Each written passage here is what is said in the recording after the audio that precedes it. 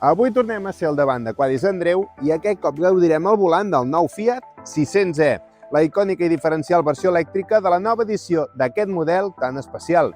Especial pel seu aspecte, la seva història, i perquè ara arriba amb un plus de modernitat i estil personal amb 400 km d'autonomia, 0 emissions en cicle combinat, 600 en urbà.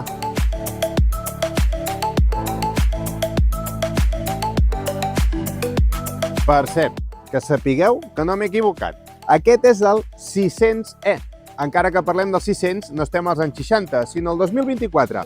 I és que com el 500 al 2007, aquest model retorna al mercat però convertit en un cotxe diferent, amb la intenció de situar-se al segment B dels elèctrics i amb un estil bastant crossover.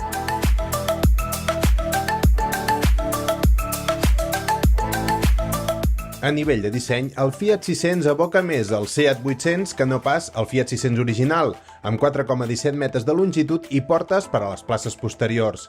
Però tot i això, conserva també certes reminiscències del Fiat 500X i amb alguns detalls únics.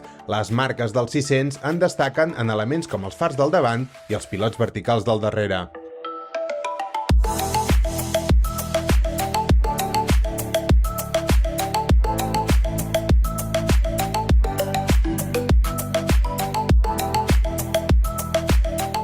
Aquest nou Fiat 600 ofereix dues versions, Red, per a l'organització que lluita contra la sida, i La Prima. Hosti tu, quin italià que em surt quan vull. Les diferències són subtils, amb tocs cromats i llandes més grans per a la Prima. L'habitacle mostra variacions notables amb acabats en tons clars i detalls en vermell per a l'opció més elevada de gamma.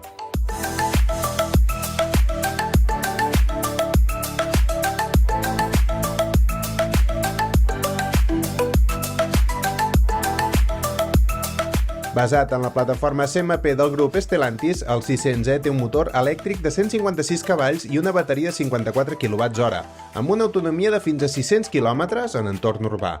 Les recàrregues ràpides permeten un 80% en mitja hora i el sistema de càrrega a bord facilita una càrrega completa en menys de 6 hores.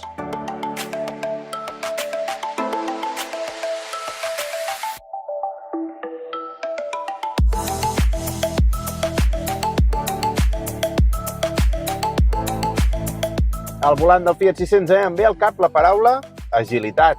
I és que amb 156 cavalls i una autonomia combinada de 400 km ofereix diverses modes de conducció, des de l'eficient al més esportiu.